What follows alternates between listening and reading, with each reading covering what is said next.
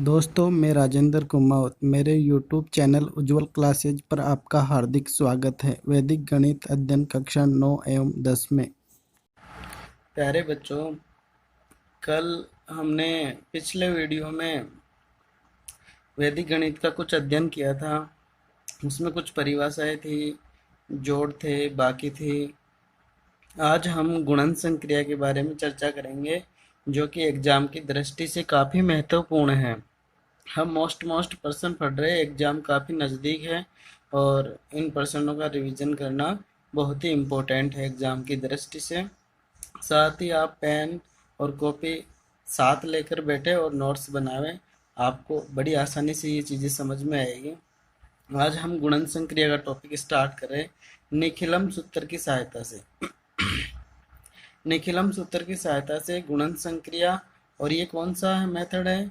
एकाधिकैन पूर्वेण विधि। गुणन संक्रिया कौन सी विधि से? एकाधिकैन पूर्वेण विधि। इस विधि की सहायता से उन दो संख्याओं को गुणा किया जाता है जिनके चरम अंकों का योग 10 जिनमें चरम अंकों का योग 10 या 10 की घात के रूप में हो और शेष निखिलम अंक समान हो। शेष निखिलम अंक क्या हो? समान हो। यहाँ पे बच्चों एक चीज आपको देखने को मिल रही है इस परिभाषा में, इस विधि की सहायता से उन दो संख्याओं को गुणा किया जाता है जिनमें चरम अंकों का योग 10 या 10 की घात के रूप में हो। मैं इसमें कुछ और जोड़ना चाहूँगा, इकाई की ओर से अंकों का योग 10 या 10 की घात के रूप में हो। हम ऐसे भी बोल सकते हैं इस परिभाषा को। इस विधि की सहायता से उन दो संख्याओं को गुणा किया जाता है जिनमें इकाई की ओर से अंकों का योग 10 या 10 की घात के रूप में हो और शेष निखिलम अंक समान हो। अब हमारे दिक्कत ये आती है कि चरम अंक क्या होता है, निखिलम अंक क्या होता है। चरम अंक संख्या में इकाई का अंक क्या कहलाता है? चरम अंक कहलाता है। और शेष अंक क्या कहलाते हैं? निखिलम अंक कहलाते हैं। जैसे आपको यहाँ पे दिख रहा है 56 दिख रहा है, इसमें इकाई का अंक क्या है? 6। तो ये क्या हो गया? चरम अंक। और ये क्या हो गया? निखिलम अंक। इसमें 54 में चरम अंक क्या है? 4 है और 5 क्या है? निखिलम अंक है। तो परिभाषा के अकॉर्डिंग यहाँ पे चरम अंकों का योग करके देखते हैं। 4 और 6 कितना हो गया? 10। और 5, इसमें भी 5 निखिलम अंक समान है, यानी कि इस विधि की सहायता से इनको गुणा किया जा सकता है। अब गुणा करने का फार्मूला क्या होगा? देखो मैंने यहाँ पे फार्मूला बताया है। पहली संख्या, संख्या फर्स्ट और संख्या सेकंड। इसमें दो पक्ष होते हैं, वाम पक्ष और दक्षिण पक्ष। वाम पक्ष का सूत्र होता है निखिलम अंक गुणा निखिलम अंक प्लस 1। दक्षिण पक्ष का सूत्र क्या होता है? चरम अंकों का गुणन। तो इस सूत्र में हम मान रखते हैं, इस प्रश्न के लिए इस सूत्र में मान रखते हैं। संख्या फर्स्ट की जगह तो क्या आ गई? 54 आ गई। और संख्या सेकंड की जगह क्या आ गई? 56 आ गई। और यहाँ पे वाम पक्ष क्या बनेगा? वाम पक्ष क्या बना? देखो निखिलम अंक क्या है? निखिलम अंक 5 है, तो यहाँ पे 5 लिख दिया। फिर आगे सूत्र में गुणा का चिन्ह है, तो यहाँ पे गुणा का चिन्ह लगा दिया। निखिलम अंक फिर से लिखना है, क्या है? 5। इसमें क्या जोड़ना है? 1, तो यहाँ पे 1 जोड़ेंगे, ब्रैकेट बंद। फिर ये ओब्लिक वाला चिन्ह आ रहा है, यहाँ पे ओब्लिक का चिन्ह लगा दिया। इधर कौन सा पक्ष है? दक्षिण पक्ष है। दक्षिण पक्ष में क्या होता है? चरम अंकों का गुणन आता है। तो चरम अंक इसमें क्या था? 4। और अगली संख्या में क्या है? 6। सोल्व कर दो। 5 ऐसे कैसे आया? 5 में 1 जुड़ता है, क्या आता है? 6। ओब्लिक 4 को 6 से गुणा करो, कितना आया? 24। बराबर का चिन्ह साथ में चलता रहेगा। 5 को किससे गुणा कर रहे हैं हम? 6 से, क्या आएगा? 30। ओब्लिक 24। इधर कितने अंक हैं? 2 अंक है। 2 अंक है तो इधर हम 2 जीरो लिख के इनको जोड़ देंगे। कुल मिला के आप डायरेक्ट ऐसे लिख दो, दोनों अंकों को पास पास में लिख दो। 30 24। ये 30 यहाँ से लिया, 24 यहाँ से लिया। आंसर सभी प्रश्नों में ऐसे ही आएंगे इनके। आपको ज़्यादा दिमाग लगाने की आवश्यकता नहीं है, आप तो डायरेक्ट यहाँ से देख के लिख सकते हो। ये आपका पहला प्रश्न कंप्लीट हो गया। इसके उत्तर क्या आ गए? 30, 24। इसी प्रकार से एक एग्जाम्पल और लिया है मैंने, बहुत अच्छा सा एग्जाम्पल है। इस एग्जाम्पल के लिए आप देखोगे यहाँ पे चरम अंक क्या है? 2 है। इसमें क्या है? 8। दोनों का योग 10 हो रहा है। इधर शेष अंक क्या बचा? 10। और इसमें भी क्या बचा? 10। ये कौन से अंक है? निखिलम अंक, जो कि समान है। तो हम डायरेक्ट सूत्र में मान रखेंगे। देखो सूत्र आपको यहाँ पे लिखा हुआ है। तो यहाँ पे निखिलम अंक क्या है? 10। इस सूत्र में मैंने निखिलम अंक की जगह क्या लिख दिया? 10 गुणा निखिलम अंक में क्या जुड़ रहा है? 1। निखिलम अंक 10 था, तो यहाँ पे क्या हो गया? 11। ऑब्लिक चरम अंकों का गुणन क्या आएगा? इसमें 8 है, इसमें 2 है। 8 गुणा 2 आ गया। देखो इसको गुणा करो, 10 को 11 से गुणा करेंगे 110। ऑब्लिक इसको गुणा करो, कितना आया? 8 दूनी 16। ऑब्लिक लगा के 16 लिखोगे, यहाँ पे 110 और यहाँ पे 16 लिख दोगे, तो 108 गुणा 106 ये आ गया। ये प्रश्न सिंपल हो गया। नेक्स्ट प्रश्न बहुत ही इम्पोर्टेंट है। 31 सही 1/6 गुणा 31 सही 5/6। ये परीक्षा की दृष्टि से बहुत इम्पोर्टेंट प्रश्न है, मोस्ट प्रश्न है। इस प्रश्न को भी हम सोल्व करेंगे। देखो मैं इसमें आपको सोल्व करके बता रहा हूँ। जैसे ये वेरी मोस्ट प्रश्न है। यहाँ पे 31 सही 1/6, 31 सही 5/6। एकाधिक पूर्वण की सहायता से हम गुणा कर रहे हैं इसको। एकाधिक पूर्वण की सहायता से हम गुणा कर रहे हैं। तो इसका सूत्र क्या था? वाम पक्ष में देखो, सॉरी पहले हम देखते चरम अंक क्या है? 1/6। इसमें क्या है? 5/6। ये क्या है? आपका चरम अंक है। चरम अंक क्या है इसमें? चरम अंक दिख रहा है आपको 5/6 और इसमें 1/6। 31 दोनों में समान है, तो 31 हो गया निखिलम अंक। निखिलम अंक गुणा निखिलम अंक में 1 जोड़े तो क्या आ गया? 32। और यहाँ पे चरम अंकों का गुणा आ गया 1/6 गुणा 5/6। अब आपके दिमाग में प्रश्न आ रहा होगा, सर निखिलम अंक सॉरी चरम अंकों का योग तो 10 आना चाहिए या 10 की घात के रूप में आना चाहिए। तो इनको जोड़ के हम देख सकते हैं, इधर 1/6 प्लस 5/6 कितना बनेगा? 1 प्लस 5/6 यानी कि 6/6। 6 में 6 का भाग दिया तो क्या आया? 1। 1 का मतलब 10 की घात 0, तो 10 की घात के रूप में आ गया ना। तो इनको गुणा कर सकते हैं। 31 को 32 से गुणा करेंगे 992 आए, और 1/6 को 5/6 से गुणा करेंगे तो 5/36 आए। इन दोनों को ऐसे कि पास पास में लिखेंगे, 992 और यहाँ पे 5/36। तो इसका आंसर हो गया 992 सही 5/36। परीक्षा की दृष्टि से काफ़ी इम्पोर्टेंट पर्सन है, मोस्ट पर्सन है, ये वेरी मोस्ट पर्सन है, आ सकता है इस बार। और ये 2 पर्सन आप खुद करके देखना। 588 को गुणा करना 512 से, और 24 सही 10/13 को गुणा करना 24 सही 3/13 से। ये 2 प्रश्न आप नोट करना अपनी कॉपी में, और इन दोनों प्रश्नों को आप सॉल्व करके देखना बच्चों। बहुत ही इम्पोर्टेंट प्रश्न है एग्ज़ाम की दृष्टि से। ये आ सकता है एग्ज़ाम में, ये वाला भी आ सकता है। नेक्स्ट पढ़ते हैं हम एकाधिक पूर्वण से, तो हमने गुणा करना सीखा। अब नेक्स्ट है गुणन संक्रिया। सूत्र एक न्यूनयन पूर्वण की सहायता से गुणन संक्रिया एका न्यूनयन पूर्वण की सहायता से गुणन संक्रिया एका न्यूनयन पूर्वण की सहायता से गुणन संक्रिया पढ़ेंगे हम। इस विधि की सहायता से उन 2 संख्याओं को गुणा किया जाता है जब उनमें से एक संख्या का प्रत्येक अंक क्या हो? 9 हो। इस विधि की सहायता से उन 2 संख्याओं को गुणा किया जाता है जब उनमें एक संख्या का प्रत्येक अंक क्या हो? 9 हो। नोट डाल के देखो बच्चों, आपको समझना है। जिस संख्या में 9 आते हैं वह संख्या क्या कहलाती है? गुणक कहलाती है। और दूसरी संख्या क्या कहलाती है? गुणे कहलाती है। इसका ये सूत्र आपको याद रखना है। यहाँ पे गुणे आ गया और यहाँ पे गुणक आ गया, ये दोनों संख्याएं गुणा हो रही है। तो वाम पक्ष में गुणे -1 और दक्षिण पक्ष में क्या होता है? गुणक माइनस वाम पक्ष। ये सूत्र बहुत ही इम्पोर्टेंट है, ये सूत्र याद नहीं होगा तो हम प्रश्न नहीं कर पाएंगे। तो इस सूत्र को नोट करें अपनी नोटबुक में, इस सूत्र को नोट कर लो आप। गुणे इंटू गुणक बराबर गुणे माइनस एक ओब्लिक गुणक माइनस वाम पक्ष। नेक्स्ट पेज पे हम बढ़ते हैं। नेक्स्ट पेज पे आप देखोगे,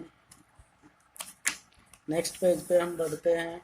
नेक्स्ट पेज पे इसमें 3 केस मिलते हैं, इसमें 3 केस आते हैं हमारे पास। पहला केस बहुत ही आसान है, गुणक अंक संख्या बराबर गुणे अंक संख्या। कहने का मतलब गुणक में जितने अंक है उतने ही गुणे में हो। एग्जाम्पल यहाँ पे मैंने लिया है 54 मल्टीप्लाई किया है 99 से, इसमें 9 9 दिख रहा है, तो ये कौन सा हो गया अपना गुणक हो गया। इसमें कुछ नहीं है, 9 वाला सिस्टम नहीं है, तो ये क्या हो गया गुणे हो गया। इसमें भी 2 अंक है, इसमें भी 2 अंक है, तो केस कौन सा बन गया, गुणक में अंकों की संख्या समान है और गुणे में भी अंक क्या है बराबर हैं। तो ये पहला केस हो गया। यहाँ पे वाम पक्ष लिखा, यहाँ पे दक्षिण पक्ष लिखा। वाम पक्ष का सूत्र क्या था, वाम पक्ष का सूत्र है गुणे माइनस एक है। तो गुणे क्या है, यहाँ पे गुणे 54 है, यहाँ पे 54 लिखा, इसमें से एक घटाया। दक्षिण पक्ष का सूत्र क्या था, दक्षिण पक्ष का सूत्र है गुणक माइनस वाम पक्ष। अब देखो वाम पक्ष तो ये वाला है, वाम पक्ष में क्या है 54 माइनस 1 है, तो वाम पक्ष की वैल्यू कितनी हो गई 53। 53 कैसे लिखा देखो समझना एक बार फिर से। 54 माइनस 1 क्या होता है 53 होता है। तो वाम पक्ष का जो मान है वो यहाँ लिखना है आपको, बराबर का चिन्ह लगाना है। 54 में से 1 गया तो 53 ऑब्लिक 99 में से 53 जाएगा, तो 9 में से 3 गया तो 6 और यहाँ पे 9 में से 5 गया तो क्या आया 4। इन दोनों को पास पास में लिख देंगे ऐसे ही 53 9 6। अपना प्रश्न कंप्लीट हो गया। ये किसका आंसर आ गया 54 मल्टीप्लाई 99, ये उत्तर कंप्लीट हो गया। दूसरा केस आता है, इसमें दूसरा केस होता है गुणक अंक संख्या बड़ी हो किससे, गुणे अंक संख्या से। गुणक देखो कौन सा है, जिसमें 9 9 लिखा होता है वो क्या होता है गुणक।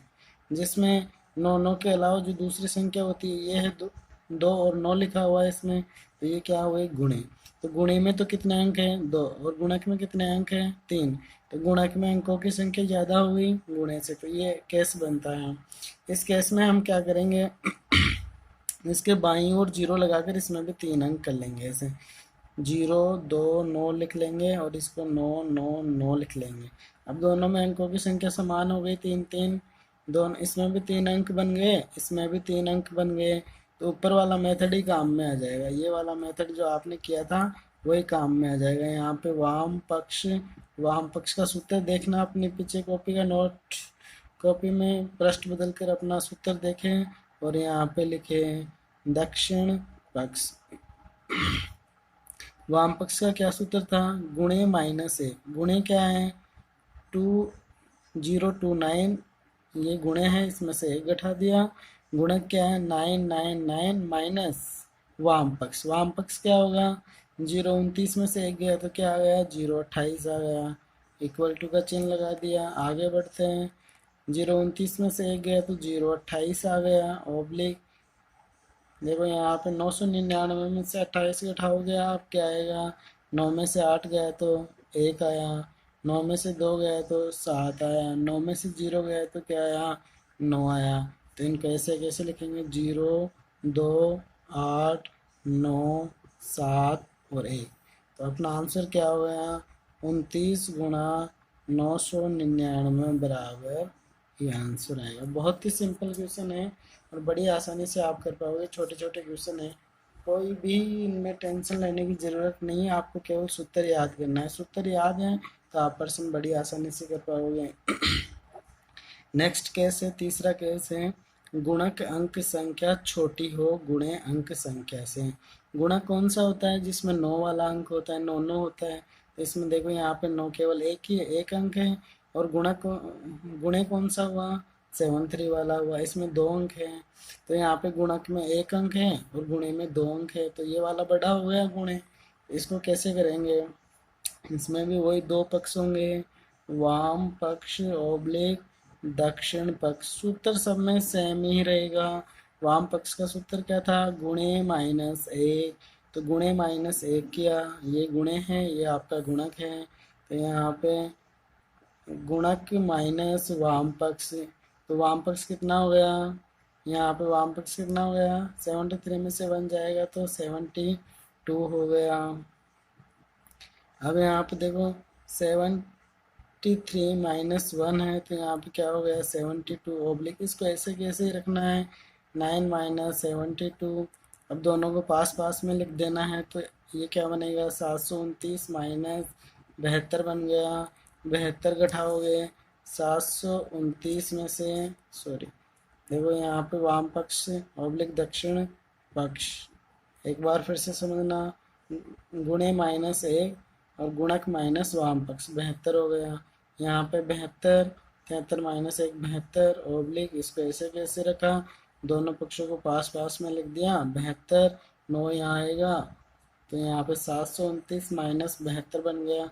केवल घटाना है, अब 9 में से 2 गया तो 7, और यहाँ पे 2 में से 7 नहीं जाता है, एक हाथ से ले लेंगे, 12, 12 में से 7 गया तो 5, और यहाँ पे क्या बचा 6। तो यहाँ पे 73 को गुणा किया हमने 9 से, तो उत्तर क्या आया हमारा ये। तो आपके ये गुणा वाले प्रश्न पूरे हो गए हैं। अब हम वर्ग ज्ञात करना सीखेंगे। क्या ज्ञात करना सीखेंगे, वर्ग। देखो संख्या का वर्ग ज्ञात करना इसमें सीखते हैं हम। परीक्षा की दृष्टि से काफ़ी इम्पोर्टेंट प्रश्न बता रहा हूँ मैं आपको, पूरे प्रश्न नहीं कर पाएंगे, टाइम नहीं है इतना, हम मोस्ट प्रश्न सीख रहे हैं यहाँ पे। वर्ग, किसी संख्या का वर्ग ज्ञात करना। निखिलम आधार विधि की सहायता से, निखिलम आधार विधि की सहायता से किसी संख्या का वर्ग ज्ञात करना सीख रहे हैं। निखिलम आधार विधि, जिसमें केवल आधार ही काम में है, यानी कि विचलन आधार से लिया जाता हो, वह विधि। विचलन किससे लिया जाए, आधार से लिया जाए, वही निखिलम आधार विधि है। इसका सूत्र देखो, यहाँ पे सूत्र लिखा है मैंने, यहाँ पे ये सूत्र है।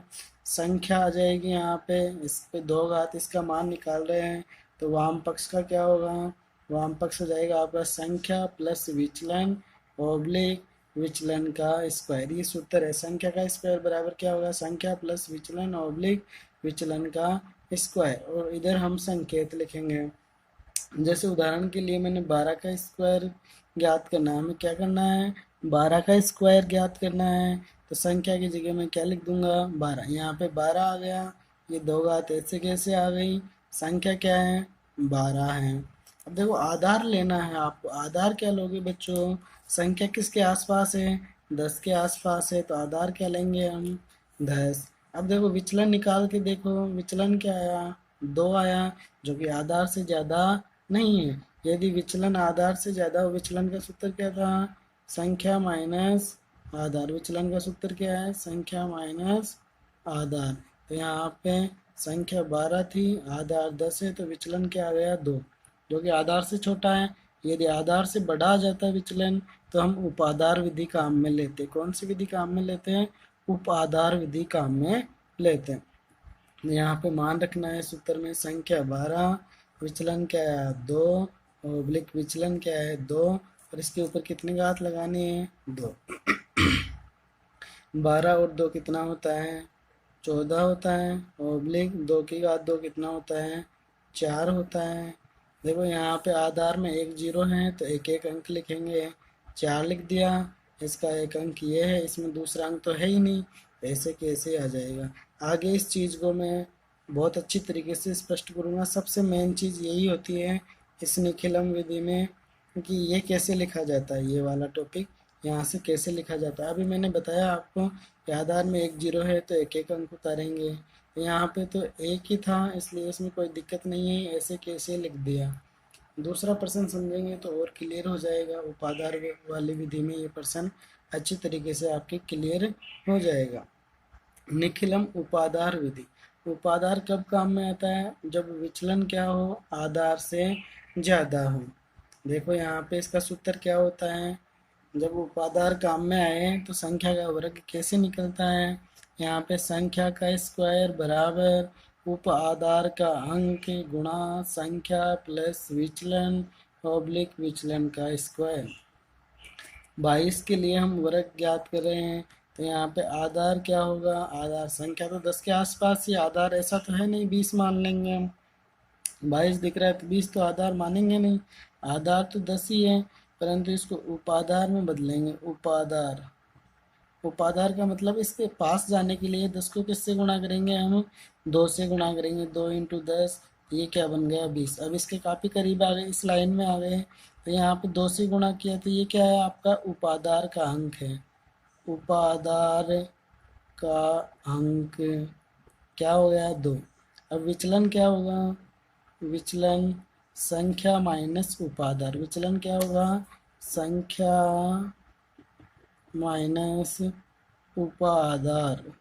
तो यहाँ पे संख्या क्या है 22, उपाधार क्या है 20, तो विचलन क्या आ गया 2। देखो यहाँ पे अच्छी तरीके से देखना, संख्या 22, उपाधार 20 और विचलन क्या आया 2। यदि हम आधार 10 लेते तो विचलन क्या आता 12 आता, जो कि ज़्यादा हो गया तो उपाधार बनाया। इसके और पास नज़दीक पहुँचे तो 2 से गुणा कर दिया आधार को, 20 बन गया। 20 बन गया तो इसके काफ़ी करीब आ गए, जिससे गुणा किया है वो क्या है, उपाधार का अंक है। अब उपाधार काम में आया तो विचलन उपाधार से निकलेगा, संख्या माइनस उपाधार आएगा, तो विचलन क्या आ गया 2। इस सूत्र में मान रख देंगे, 22 का स्क्वायर आ जाएगा। उपाधार का अंक क्या आया 2 आया, गुणा संख्या क्या है हमारे पास, संख्या क्या है 22 है, विचलन कितना आया था 2 आया। ओब्लिक का चिन्ह दिख रहा है, ओब्लिक का चिन्ह लगाया, विचलन का स्क्वायर यानी कि 2 का स्क्वायर, विचलन का स्क्वायर यानी 2 का स्क्वायर। तो यहाँ पे 2 गुणा 22 में 2 जुड़ रहा है, कितना हो गया 22 में 2 जुड़ रहा है, कितना होगा 24 हो गया। ओब्लिक 2 की घात 2 कितना होता है 4 होता है। यहाँ पे 24 को गुणा करो 2 से, कितना हो गया 48 हो गया। यहाँ पे ओब्लिक 4 हो गया। इसमें भी वही एक ही अंक आया, तो 48 और 4 ऐसे कैसे लिख देंगे। 22 का स्क्वायर क्या हो गया ये आ गया। इसमें देखना और स्पष्ट होगा आपके प्रश्न, इसमें पूरे आपकी जो कंफ्यूज है वो स्पष्ट हो जाएगी, कंफ्यूज रहेगी ही नहीं। 36 के स्क्वायर, तो यहाँ पे भी वही संकेत आ जाएंगे। इधर संकेतों में हम लिखें संकेत, आधार क्या रहेगा, आधार 10 ही रहेगा। अब 10 रहेगा तो विचलन कितना आएगा, संख्या माइनस,